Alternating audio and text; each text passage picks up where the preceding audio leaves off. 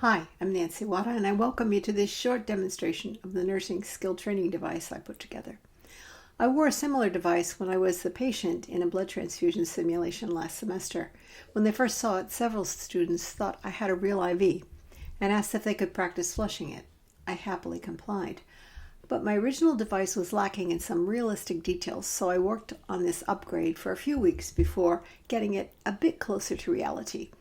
As it's made up of items readily available in most nursing labs, storerooms, I wanted to share it with you for possible use with your own students. So here you see the little device attached to my arm.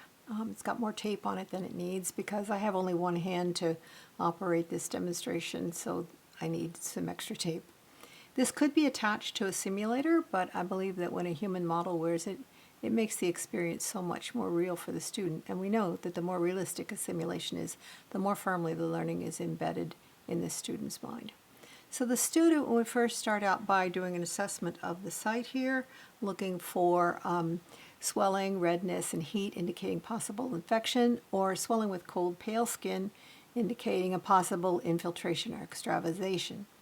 There could also be bruising, tenderness, or leaking from the insertion site. After assessing the site, the student would assure that they had the proper solution in the syringe for using for the flush, and that the hub had been thoroughly scrubbed before attaching the syringe to it, and that the clamp was open. The student would then draw back on the plunger to verify patency by the appearance of blood in the tubing, which we should be able to see here. This is much harder than it is on a human. Students should know that, because if they tried to pull back this hard on a human, that could be really messy. Okay, and then after that, the student will do the flush with a push-pause method. Push a CC and then pause.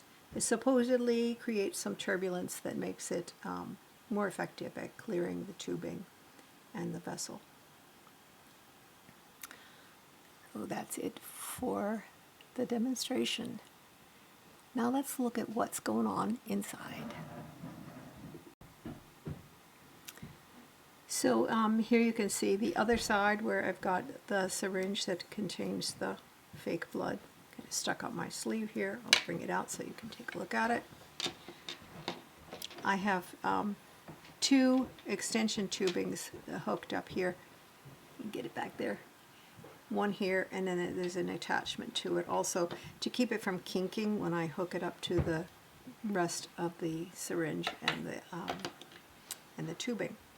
I have two stopcocks because I needed three female ports, and there are only two on each of the stopcocks. So I've got the extension tubing here hooked up to the first stopcock, along with the second stopcock, which has the drain tubing that leads to a tiny little IV bag that collects all of the mess. And then here's the other stopcock, the other port attached to the syringe.